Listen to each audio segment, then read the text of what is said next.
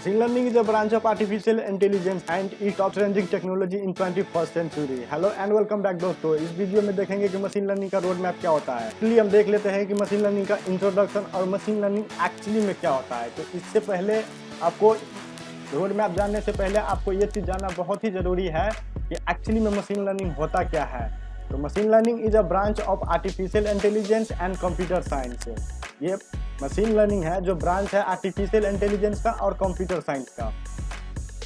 Machine learning provides system the ability to learn automatically and improve from themselves. Machine learning एक ऐसा technique है, ऐसा method है जो हम किसी भी मशीन्स को या सॉफ्टवेयर को ट्रेन करते हैं और ट्रेन करने के बाद उसको सिखाने के बाद वो ऑटोमेटिकली परफॉर्म करेगा। Machine learning is a technique that train the machine and hardware. हम किसी भी मशीन्स को, किसी भी सॉफ्टवेयर को, किसी भी हार्डवेयर को हम इतना एबिलिटी करवा देते हैं इसके मेथड से कि वो खुद से ही लर्न कर पाए, खुद से ही सीख ले और खुद से ही टास्क परफॉर्म करे और उसके पास इतना एबिलिटी हो कि वो डिसीजन ले पाए कि ये ठीक है कि गलत है, ये होना चाहिए कि ये नहीं होना चाहिए। तो देखते हैं कि आज की एजेंडा में हम क्या देखने वाले हैं। तो मशीन लर्निंग का सिलेबस देखेंगे तो सबसे पहले हम इंट्रोडक्शन करेंगे मशीन लर्निंग का और उसके बाद देखेंगे कि नीड ऑफ मशीन लर्निंग, इसकी नीड क्यों है, हमें इसकी ज़रूरत क्यों है। तो उसके बाद इंट्रोडक्शन देखेंगे और उसके बाद देखेंगे type of machine learning such as supervised learning and unsupervised learning and reinforcement learning and machine learning with Python and application of machine learning. ये सब हम देखेंगे आज की एजेंडा में। तो मूव करते हैं हम अपने फर्स्ट टॉपिक पे। तो सबसे पहले हम जानेंगे कि need of machine learning. Need of machine learning mean कि हमें मशीन लर्निंग का नीड क्यों है, हमें ज़रूरत क्यों है। तो जस्ट लाइक मान लीजिए कि आप एक ह्यूमन हो और आप जो ह्यूमन नहीं कर सकते वो काम ये मशीन करके देगा। आप कर क्या नहीं सकते हो। बोलने को तो यह है कि ह्यूमन कुछ भी कर सकता है, इंसान कुछ भी कर सकता है, उसके लिए कुछ भी पॉसिबल नहीं है। हाँ, तो ये भी ठीक है, लेकिन कहीं कहीं पे जाके एक चीज़ ये इम्पॉसिबल बन जाता है। जस्ट लाइक आपको कोई काम दे दिया जाए और उस काम को बोले करने के लिए कि कंटिन्यू 24/7 आवर काम करना है, तो आप वहाँ पे असफल हो जाओगे, आप वहाँ पे कंटिन्यू नहीं कर पाओगे। तो इसीलिए हम एक रोल लेके आते हैं, एक मॉडल लेके आते हैं जिसका नाम है मशीन लर्निंग। मशीन लर्निंग के टेक्निक से हम वो काम को इजीली अचीव कर लेते हैं। तो हम इंसान ही करते हैं, तो ये भी हो गया कि इंसान कुछ भी कर सकता है। तो वही इंसान एक डोमेन लेके आया है जिसका नाम है मशीन लर्निंग। मशीन लर्निंग के मदद से हम 24/7 आवर भी काम कर सकते हैं। जस्ट लाइक आपने एक मशीन बनाया, उस मशीन के अंदर मशीन लर्निंग का मेथड्स लगा दिए और उसको ट्रेन कर दिया और टीच कर दिए कि सर आपको ये काम इस तरह से करना है। तो वो कंटिन्यू जब तक करता रहेगा जब तक हम उसको बोलेंगे नहीं कि भाई साहब ये काम हमारा फिनिश्ड हो गया, इसको स्टॉप कर दो। एक एग्जाम्पल हो गया। तो होप आप ये समझ गए होंगे कि क्यों नीड है। जो काम हम इंसान नहीं कर सकते वो काम मशीन हमें करके देगी with the help of machine learning. Move करते हैं हमारा सेकेंड टॉपिक पे। तो यही है, मशीन के पास एक एबिलिटी होता है, एक थिंकिंग पावर होता है, जो हम मशीन लर्निंग के इंट्रोडक्शन में देख रहे हैं। जो मशीन लर्निंग के मदद से हम किसी भी मशीन या हार्डवेयर या सॉफ्टवेयर को ट्रेन कर सकते हैं, टीच कर सकते हैं, ताकि वो अपने अकॉर्डिंग काम करे, वो खुद से डिसीजन लेके काम करे कि जो काम मैं कर रहा हूँ वो ठीक है तो मैं कंटिन्यू करूँगा और जो काम गलत है उसको मैं इम्प्रूव करूँगा और नेक्स्ट टाइम मैं ठीक करके दूंगा। तो ये काम होता है मशीन लर्निंग के अंदर। मशीन लर्निंग आपको भी पता है, ये आर्टिफिशियल इंटेलिजेंस का और रोबोटिक्स साइंस का और कंप्यूटर साइंस का ये सबसेट है और कह सकते हो तो ये एक ब्रांच है। तो होप कि आपको ये पता चल गया कि मशीन लर्निंग क्या होता है। तो मशीन लर्निंग के मदद से हम अपने टारगेट को अचीव करते हैं। जस्ट लाइक टारगेट हो गया हमारा किसी भी आर्टिफिशियल इंटेलिजेंस को बनाना और किसी भी रोबोट को बनाना, तो किसी भी AI बेस्ड सॉफ्टवेयर को बनाना। तो ये हमारा टारगेट अचीव करता है और टारगेट अचीव करवाता है ये मशीन लर्निंग। मूव करते हैं टाइप्स ऑफ मशीन लर्निंग। तो मशीन लर्निंग का भी एक टाइप होता है। तो टाइप क्या होता है वो हम देख लेते हैं। तो सच एज सुपरवाइज लर्निंग भी होता है, अनसुपरवाइज लर्निंग भी होता है और रीइंफोर्समेंट लर्निंग भी होता है and machine learning with Python and its application. तो फर्स्ट हम मूव करते हैं आज की हेडिंग में, टाइप ऑफ मशीन लर्निंग। कितने टाइप का मशीन लर्निंग होता है। तो मशीन लर्निंग बेसिकली 3 टाइप्स होते हैं। फर्स्ट हो गया सुपरवाइज लर्निंग। सुपरवाइज लर्निंग क्या होता है? तो supervised learning is the additionally refer to the sub category of machine learning and computer science. Obviously सी बात है, जब ये मशीन लर्निंग का सब कैटेगरी है और सब टाइप कह सकते हो, तो ये मशीन लर्निंग का कैटेगरी हो गया। और दूसरी बात, मशीन लर्निंग कंप्यूटर साइंस का है तो इसको कंप्यूटर साइंस भी बोल सकते हो। तो इसमें यूज होने वाले डेटा लेवल टाइप डेटा होता है। इसमें हम बोलते हैं कि 1 से लेके 10 तक पे हम ट्रेनिंग कर देते हैं। तो 1 से लेके डेटा है 1 2 3 4 5 6, 1 नंबर में ये होगा, 2 नंबर में होगा, 3 नंबर में होगा, और आप 1 से लेके 10 तक के डेटा को रीड करो और इसके बेस पे हमें रिजल्ट दो। तो ये हो गया डिपेंडेंट टाइप। ये डिपेंड रहता है एक ट्रेनिंग डेटा सेट पे। होप ये बात समझ में आ गया होगा। ये सुपरवाइज लर्निंग डिपेंड रहता है ट्रेनिंग डेटा सेट पे, और उसी ट्रेनिंग डेटा सेट के बेस पे वो अपना आउटपुट रिजल्ट देगा। इसमें अपना दिमाग खर्चा नहीं करता, इसमें खुद से नहीं सोचता, बस वो अपने पास देखता है, उसके पास एक लाइब्रेरी होता है। जस्ट लाइक आपने ट्रेनिंग डेटा सेट का दे दिया तो वो उसको एज ए लाइब्रेरी समझेगा और उसके बेस पे जो मैथमेटिक ये लगाएगा और जो आउटपुट आएगा वही हमें रिजल्ट डिस्प्ले कर देगा। तो ये कंसेप्ट हो गया आपका सुपरवाइज लर्निंग का। दूसरा आता है अनसुपरवाइज लर्निंग। तो देखते हैं कि अनसुपरवाइज लर्निंग क्या होता है। तो unsupervised learning additionally use to machine learning algorithm cluster ऑन लेवल डेटा सेट। सुपरवाइज लर्निंग क्या होता है तो आप समझ गए। अनसुपरवाइज लर्निंग को ये जरूरी नहीं होता, इनको लेवल टाइप डेटा नहीं चाहिए, इनको एक लाइब्रेरी बना के आप नहीं देते हो, बस इनको ट्रेन कर देते हो, फिट कर देते हो, ये ऑटोमेटिकली डिसीजन लेगा, ये कैटेगरीज करेगा कि ये कौन सा कैटेगरी का है। जस्ट लाइक एप्पल हो गया, ऑरेंज हो गया, बनाना हो गया, आप 3 टाइप का दे दिए तो वो ऑटोमेटिकली वो अपने थिंकिंग से वो देख लेगा, उसका स्केल करके देख लेगा, मैप करके देख लेगा कि कौन एप्पल है, कौन ऑरेंज है और कौन बनाना है। जो भी रहेगा आप आउटपुट में दोगे, जो भी आप टेस्टिंग में दोगे, जस्ट लाइक आपने टेस्टिंग में दे दिया ऑरेंज, तो ऑरेंज को टेस्ट करेगा, तो वो टेस्ट करने के बाद देखेगा कि ये तो एप्पल तो नहीं है, नहीं है, तो फिर वो चेक करेगा ये तो बनाना तो नहीं है, नहीं है, तो शायद हो सकता है कि ये ऑरेंज हो, तो ये ऑरेंज पे दे देगा। तो समझ गए। तो ये एक ऑन लेवल डेटा सेट यूज होता है यहाँ पे। आप बस एक बार ट्रेन कर दो, उसके बाद ये आउटपुट अपने अकॉर्डिंग देगा, वो खुद से सोच के थिंकिंग करके कैटेगराइज कर देगा। ये जांच करता है कि ये कौन सा डेटा है। थर्ड वन आता है reinforcement learning. Really guys, reinforcement learning is the backbone of machine learning. अगर रीइंफोर्समेंट लर्निंग नहीं होता तो हमारे जो गोल है एआई के अंदर वो हमें अचीव नहीं होता। ये रीइंफोर्समेंट लर्निंग इतना पावरफुल है, ये रीइंफोर्समेंट लर्निंग एक टेक्निक और एक मेथड्स और एक एबिलिटी देता है कि रोबोट को खुद सोच पाए। और क्या होता है इसे इसमें देखेंगे।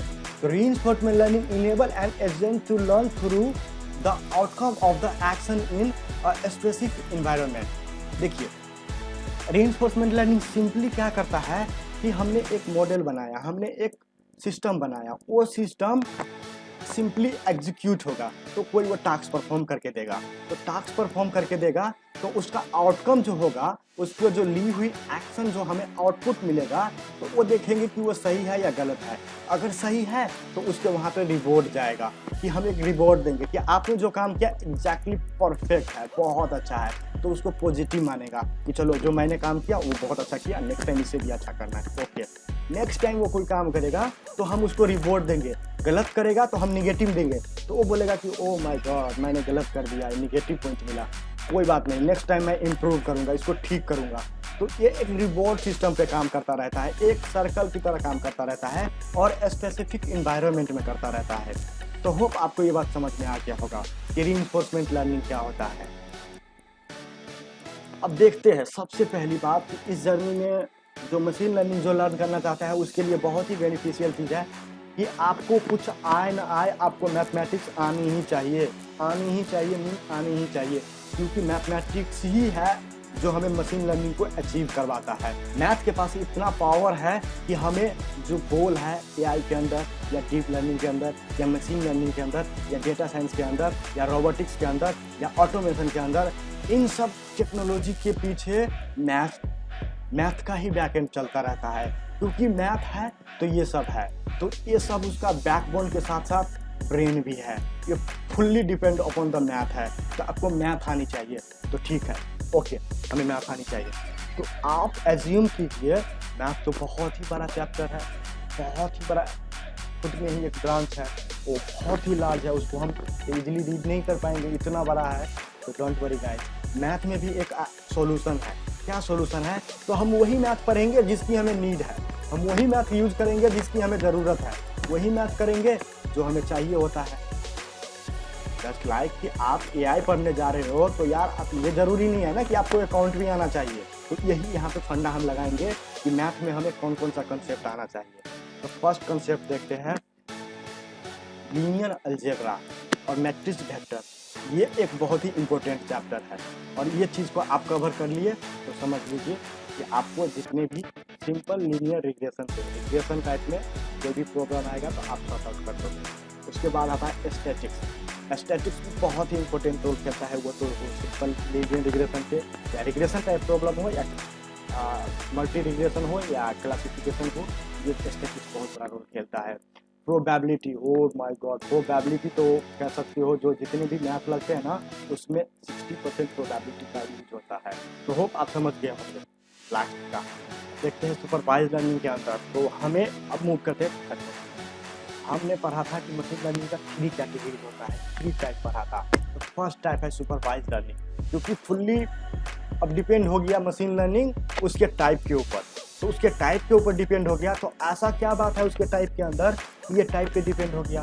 तो देखेंगे सुपरवाइज लर्निंग के अंदर क्या क्या कंसेप्ट पढ़ने पड़ेंगे। सुपरवाइज के अंदर आपको रिग्रेशन पढ़ना पड़ेगा, सुपरवाइज के अंदर आपको लीनियर रिग्रेशन पढ़ना पड़ेगा, जो सिंपल लीनियर रिग्रेशन बोलते हैं वो पढ़ना पड़ेगा।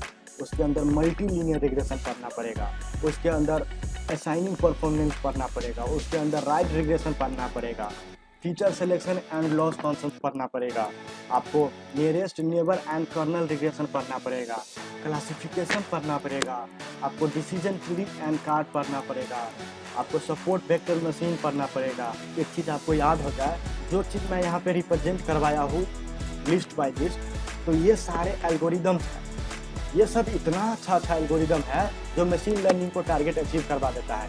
कहने का मतलब आप बहुत कुछ पढ़ोगे सुपरवाइज लर्निंग के अंदर, लेकिन ये सब चीज़ आपको नहीं आता तो समझ लीजिए आपको सुपरवाइज लर्निंग नहीं आता। तो ये कंसेप्ट हो तब आप उसको डिटेल में जान पाओगे। लास्ट में है नाइपाइस, ये भी बहुत अच्छा एल्गोरिदम है। लास्ट में आप देखोगे कि प्रोजेक्ट करोगे किसके ऊपर करोगे, कैंसर डिटेक्टर के ऊपर करोगे, और फ्रॉड एनालिसिस करोगे कि कौन फ्रॉड है कौन नहीं है। स्पैम फिल्टर करोगे, स्पैम फिल्टर के अंदर क्या आता है कि आप देखोगे कि ईमेल स्पैम है और नॉट स्पैम है। तो ये क्लासिफिकेशन टाइप प्रॉब्लम हो गया। तो आपको सबसे पहले प्रॉब्लम को मैप करना होगा, मेजर करना होगा, थिंक करना होगा, लॉजिक लगाना होगा कि कौन सा प्रॉब्लम इस पर सूट करेगा, ये किस टाइप का प्रॉब्लम है, तो उसके अकॉर्डिंग आप एल्गोरिथम यूज करेंगे। अब मूव करते हैं सेकेंड अपना कीवर्ड पे। सेकेंड कीवर्ड क्या है? Unsupervised learning. अनसुपरवाइज लर्निंग क्या होता है? तो हमने बताया था आपको, अनसुपरवाइज लर्निंग के सामने हम डेटा रख देते हैं और unsupervised learning automatically and itself से थिंक करता है कि हमें एप्पल दिया है, बनाना दिया है और ऑरेंज दिया है, हमें कौन सा चीज़ दिया है वो हमें थिंक करना है, हमें प्रिडिक्ट करना है। तो फिल्टर करेगा वो, एप्पल पास किया, अच्छा देखिए चेक करेगा ये एप्पल है, बनाना है, ऑरेंज है, तो बोलेगा ये एप्पल है, ठीक है इसको एप्पल वाला कैटेगरी में डाल दो। फिर बनाना पास करेगा, ठीक है तो एप्पल तो नहीं होगा, ये ऑरेंज तो नहीं होगा, तो मेरे को लगता है ये बनाना है, तो ये बनाना कैटेगरी में रख देगा। तो इस अकॉर्डिंग से एक काम करता है। इसके अंदर पढ़ोगे आप क्लस्टरिंग पढ़ोगे, इसके अंदर पढ़ोगे एसोसिएशन पढ़ोगे, इसके अंदर एक्सक्लूसिव पढ़ोगे, इसके अंदर एग्रीमेंट पढ़ोगे, इसके अंदर ओवरलैपिंग पढ़ोगे, इसके अंदर प्रोबेबिलिस्टिक पढ़ोगे, इसके अंदर के-मीन क्लस्टरिंग पढ़ोगे। ये बहुत ही इंपॉर्टेंट है। होप आपको ये चीज़ याद रहेगा कि के-मीन क्लस्टरिंग एल्गोरिदम अनसुपरवाइज्ड लर्निंग का बहुत ही पॉपुलर एंड बहुत ही एडवांस एल्गोरिदम है। इसके ऊपर बहुत सारे आपको प्रैक्टिस करनी है ताकि ये चीज़ आपको अच्छे से समझ पाओ। इसका एक एग्जांपल बताया जाए तो रिकमेंडेशन सिस्टम में जो यूज होता है, आप कोई भी प्रोडक्ट परचेज करने के लिए जाते हो तो सर्च करते हो तो आपको प्रीफर करता है, ये भी मैकबुक देख लीजिए कि आपको हम ये दिखा रहे हैं, रिकमेंडेड कर रहे हैं कि शायद आपके रिक्वायरमेंट के साथ ये भी प्रोडक्ट सब फिट बैठ रहा है। तो ये हो गया आपका। तो ये के-मीन क्लस्टरिंग के अंदर आता है। तो के-मीन क्लस्टरिंग बहुत ही अच्छा इंपॉर्टेंट एल्गोरिदम है, तो आप इसको ज़रूर लर्न करोगे। तो हेरिकल क्लस्टरिंग हो गया, ये भी बहुत अच्छा है, ये दोनों पॉपुलर है बट टॉप पे जा रहा है कि इसके अंदर क्या होता है ये मैं चीज़ बताता हूँ कि मशीन लर्निंग के अंदर आप बहुत कंसेप्ट पढ़ोगे। जो कंसेप्ट मैंने दिखाया 2 कीवर्ड में, वो था आपका एल्गोरिदम पार्ट। कि आप टाइप में पढ़ोगे तो सुपरवाइज में पढ़ोगे तो वो सारे एल्गोरिदम पढ़ोगे, अनसुपरवाइज में पढ़ोगे तो वो सारे एल्गोरिदम पढ़ोगे। लेकिन जब एल्गोरिदम पढ़ने से तो काम नहीं बन गया ना कि आप एल्गोरिदम को लाओगे और फिट कर दोगे, ऐसा तो काम नहीं बनता ना।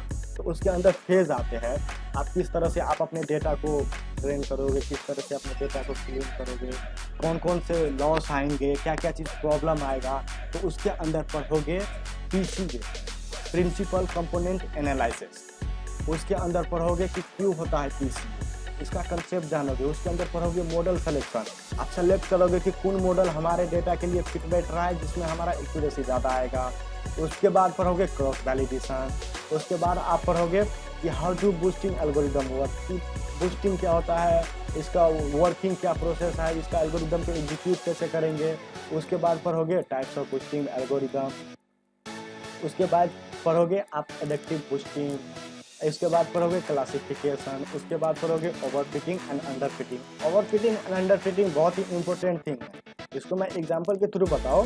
तो आप कभी कभी कोई मॉडल बनाने जाओगे तो कोई चीज़ आपको आउटपुट जो आने वाला है वो ऑफर हो सकता है, जैसे कि डेटा सेट में ऑफर कर दिया, ओवरफ्लो मार दिया, तो उसको किस तरह से डील करोगे। कभी कभी होता है कि यार लेस हो रहा है, तो उसको किस तरह से डील करोगे, ये सब होता है।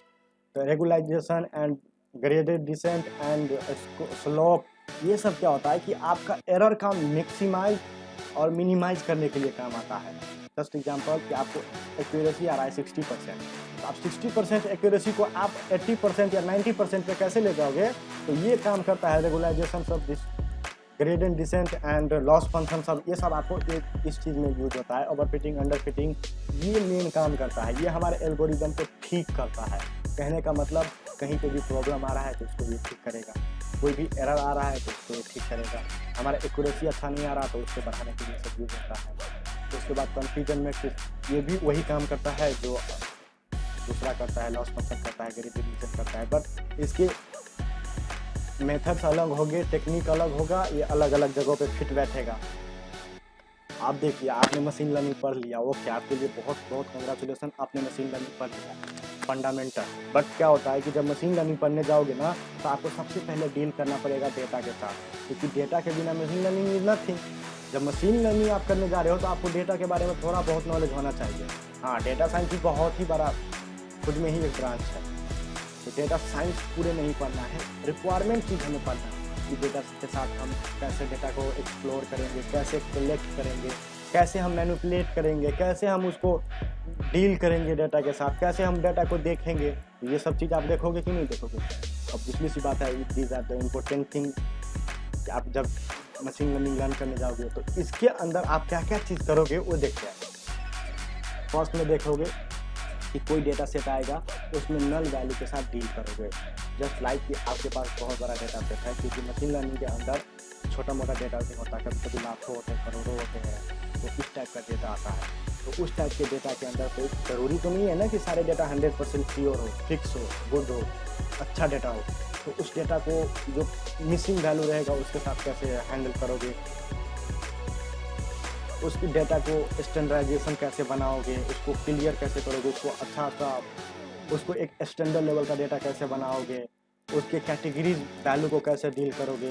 जस्ट लाइक कभी कभी डेटा आता है कैटेगरीज टाइप, तो कैटेगरीज टाइप में तो इस डेटा को कैसे वैल्यू के, अब आता है कि one hot encoding. One hot encoding क्या होता है, तो कैटेगरिकल डेटा को डील करने के लिए वन हॉट इनकोडर को यूज़ करते हैं। मैं एग्जांपल के थ्रू समझाता हूँ। Just like true and false है, तो ट्रू एंड फॉल्स हमारा आउटपुट है, लेकिन कंप्यूटर ट्रू एंड फॉल्स नहीं जानता, तो उसके लिए हमें 0 और 1 में कन्वर्ट करना पड़ेगा। तो 0 और 1 में कन्वर्ट करने के लिए हम one hot encoding method technique का यूज करेंगे, तो वो 0 और 1 के बीच में आ जाएगा। ट्रू है तो 1, फॉल्स है तो 0, तो वहाँ पे हम वन हॉट इनकोडिंग का यूज करेंगे। फीचर सेलेक्शन, ये भी बहुत ही अच्छा कंसेप्ट है।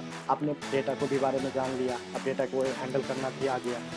तो इन सब चीज़ों को जब आप समझ लोगे तो एक मशीन लर्निंग का लाइब्रेरीज पढ़ोगे, ताकि उतना सारा काम हमें ना करना पड़े। हम थोड़ा सा कम कोड लिखेंगे, हमारा आउटपुट बहुत ज़्यादा है।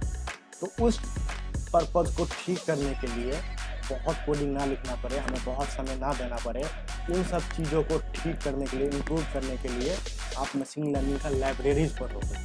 तो मशीन लर्निंग का लाइब्रेरीज कौन कौन सा आपको आना चाहिए और कौन कौन सा नहीं आना चाहिए, ज़रूरी नहीं है, वो इसमें देखेंगे हम। तो सबसे पहली बात है कि आपको नमपाई आना चाहिए। क्यों आना चाहिए? तो जो डायमेंशनल के साथ आप डील करोगे, वह तब सिंगल डायमेंशनल हो या मल्टीपल डायमेंशनल हो व एरे हो, तो उस टाइम पे आपको नमपाई आना चाहिए, क्योंकि एरे के साथ बहुत ही फिट बैठता है। आपको भी पता है कि पाइथन एक इंटरप्रेटेड प्रोग्रामिंग लैंग्वेज है, तो पाइथन जब आप लर्न करोगे तो आपको पता लग जाएगा कि पाइथन स्लो होता है कंपेयर विथ C++ और जावा। तो यहाँ पे नमपाई लाइब्रेरी बूस्ट कर देता है पाइथन को और उसके जितना परफॉर्मेंस देने लगता है। जो C++ और जावा देता है उतना परफॉर्मेंस देता है। तो ये रीजन सब है कि आप नमपाई पढ़ोगे। नमपाई बहुत ही अच्छा कंसेप्ट देता है, बहुत ही अच्छा मेथड देता है कि डेटा को आप बहुत ही अच्छी तरीके से डील कर सकते हो। उसके बाद आता है साइपाई। साइपाई एक बहुत ही ज़रूरी और बहुत ही इम्पोर्टेंट लाइब्रेरी कह सकते हो, इसलिए कि जितने भी हाई लेवल मैथमेटिक्स होता है साइपाई के अंदर आप इजीली डील कर लोगे वो मैथमेटिकल। उसके बाद आएगा पांडास। जब आप लोग डेटा को ऐसे वैसे करना जान गए, उल्टा सीधा करना जान गए, जहाँ पे रिक्वायर है वहाँ पे रखना जान गए, तो अब बात आएगी पांडास की। तो पांडास के अंदर डेटा को डील करोगे, डेटा के साथ इसमें काम करोगे, वर्क करोगे। जस्ट लाइक कि आपको डेटा को फिल्टर करना है, डेटा को करना है, डेटा को मैनिपुलेट करना है, डेटा को, यानी डेटा के साथ कोई भी प्रॉब्लम्स आएगा ना तो ये पांडास उसके साथ इजीली डील कर देगा। तो इसीलिए हम पांडास बने। तो मैटप्लोट्लिब, अगर डेटा इतना में हमारा क्लीन हो गया, डेटा के बारे में हम थोड़ा बहुत टास्क कर लिए, उसके ऊपर ऑपरेशन कर लिए, तब बात आएगी मैटप्लोट्लिब के देखने के कि हम विजुअलाइज करेंगे डेटा को कि सर मैटप्लोट्लिब जो है वो किस तरह से डेटा को विजुअलाइज करता है। वो तो आपको समझ आ रहा होगा कि मैं क्या करूँ, कि हमारा एरर कहाँ है, क्या है, नहीं है। डेटा के अंदर तो चेक करने नहीं जाएंगे ना, उसको तो हम डिस्प्ले करके देखेंगे कि कहाँ पे क्या दिक्कत है, कौन से में कितने अच्छा है, कौन सा अच्छा नहीं है। तो उसके लिए विजुअलाइजेशन करने के लिए हम मैटप्लोट्लिब का यूज़ करेंगे। मैटप्लोट्लिब बहुत ही ईजी है, इसको सीखना उतना कॉम्प्लेक्स नहीं होता, बहुत ही ईजी है। उसके बाद सीबोन को यूज़ करेंगे। सीबोन भी वही काम करता है जो मैटप्लोट्लिब करता है। तो आप कहोगे कि सर मैटप्लोट्लिब तो हम कर ही रहे तो सीबोन क्यों करें? तो कोई कंडीशन में आता है कि मैटप्लोट्लिब उतना अच्छा से डील नहीं कर पाता डेटा को, तो सीबोन इजीली कर देता। तो कह सकते हो कि सीबोन थोड़ा सा बहुत ही अच्छा है, तो सीबोन भी पढ़ना पड़ेगा। साइकेट-लर्न। अब मूव करते हैं कि मशीन लर्निंग का एक्चुअल लाइब्रेरी क्या है। तो मशीन लर्निंग का जो मेन लाइब्रेरी है वो है साइकेट-लर्न। ये साइकेट-लर्न इतना अच्छा लाइब्रेरी है कि जो हमने पढ़ा था अपना मेन टॉपिक सुपरवाइज लर्निंग और अनसुपरवाइज लर्निंग, और उसके जितने भी एल्गोरिदम बनाए थे वो सारे एल्गोरिदम यहाँ पे फिट है, बना हुआ है। इनके डायरेक्ट उस एल्गोरिदम को कॉल करना है, आपने डेटा सेट में ट्रेन करना है और डेटा सेट को ट्रेन करके डायरेक्ट आउटपुट पे डाल देना है। तो आपका काम कितना आसान हो गया। तो ये साइकेट-लर्न करता है और साइकेट-लर्न गूगल ने बनाया है। आपको भी पता है कि गूगल कोई भी चीज़ बनाती है तो वो कितना अच्छा होता है, तो साइकेट-लर्न भी पढ़ना पड़ेगा। उसके बाद आता है टेंसरफ्लो फॉर डीप लर्निंग। जब मशीन लर्निंग का कंसेप्ट आप समझ गए, मशीन लर्निंग को जान गए, तो आपको उस टाइम पे एक प्रॉब्लम आएगा। और प्रॉब्लम क्या है कि कभी कभी होता है कि मशीन लर्निंग अच्छा मॉडल नहीं बना पाता, जो मॉडल हमें एक्चुअली में रियल लाइफ में नीड है, रिक्वायर है। तो उस टाइम पे हम यूज़ करेंगे डीप लर्निंग का। तो डीप लर्निंग यूज करेंगे, तो डीप लर्निंग का कंसेप्ट क्या होता है, तो पोस्ट कंसेप्ट यूज करेंगे। तो उस कंसेप्ट को यूज करने के लिए हम टेंसरफ्लो पढ़ लेंगे। तो यहाँ पे टेंसरफ्लो भी गूगल ने बनाया है। टेंसरफ्लो पे बहुत ही ज़्यादा वर्क हो रहा है, इसका बहुत अच्छा कम्युनिटी है और ये चीज़ इतना अच्छा है कि ये फुल्ली बेस्ड है कि ह्यूमन की ब्रेन के ऊपर। जो इंसान की ब्रेन है वही ब्रेन मशीन को ब्रेन बनाने के लिए हम टेंसरफ्लो को यूज करते हैं। ये fully based upon the neural network. जो हमारे ब्रेन के अंदर न्यूरॉन होता है, तो एआई के अंदर और मशीन लर्निंग के अंदर या डीप लर्निंग के अंदर जो रोबोट के अंदर ब्रेन होगा, तो विद द हेल्प ऑफ हम टेंसरफ्लो बनाएंगे न्यूरल नेटवर्क। बहुत सारे न्यूरल नेटवर्क होते हैं, जैसे कि आर्टिफिशियल न्यूरल नेटवर्क हो गया, कन्वेंशनल न्यूरल नेटवर्क हो गया, डिफरेंट न्यूरल नेटवर्क हो गया। तो ये सब चीज़ देखेंगे डीप लर्निंग के कंसेप्ट। अब बात करते हैं केरस की। तो केरस भी डीप लर्निंग का एक लाइब्रेरी है, उसको टेंसरफ्लो बैकएंड में मैथमेटिकल कंप्यूटिंग करने के लिए यूज़ करता है। पाइटच हो गया, पाइटच को फेसबुक ने बनाया है। पाइटच भी एक डीप लर्निंग का भी, इसको भी यूज़ करते हैं वही करने के लिए जो टेंसरफ्लो को यूज़ करते हैं। हम देखिए गाइस, हम लोग ऑलमोस्ट टॉपिक कवर कर दिए। जो मशीन लर्निंग में हमें नीड है, जो एक्चुअली में नीड है, आवश्यकता है, उस चीज़ को हमने कवर कर लिया।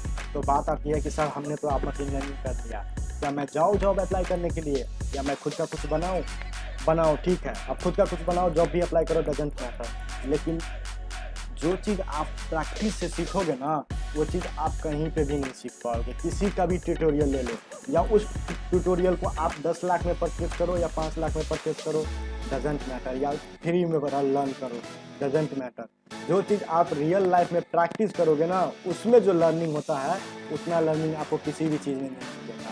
तो मैं कहूँगा practice and practice and practice and more practice until practice. आप कहोगे प्रैक्टिस करें तो कहाँ पे करें, तो कोई बात नहीं, आपको मल्टीपल डेटा सेट मिलेगा कार्गल पे। कार्गल एक बहुत ही अच्छा वेबसाइट है जो डेटा साइंस, मशीन लर्निंग और डीप लर्निंग के लिए यूज होता है। वहाँ पे बहुत सारे डेटा सेट है, आप डायरेक्टली जाओ, वहाँ पे कंपटीशन भी होता है, प्राइज भी रखा जाता है। आप उस कंपटीशन में भी पार्टिसिपेट करो एज ए बिगनर। नहीं करना चाहते हो तो 2-4 प्रोजेक्ट पे काम करो, उसके बाद पार्टिसिपेट करो, और वहाँ से उठा के डेटा आप खुद के सिस्टम पे प्रैक्टिस करो। आप जितना प्रैक्टिस करोगे उतना अच्छा डेवलपर, उतना अच्छा इंजीनियर बनोगे। And thank you for watching this video. अच्छा लगा हो तो लाइक कर दीजिए और कमेंट जरूर कीजिए, और कोई भी लिमिटेशन हो तो आप हमें फीडबैक में बताइए, ताकि नेक्स्ट टाइम हम उस कमेंट को रीड करके अपने वीडियो में कुछ अच्छा कंटेंट लाने की कोशिश करेंगे, ताकि आपको नेक्स्ट टाइम से कोई प्रॉब्लम फेस ना करना पड़े। Thank you so much, signing off.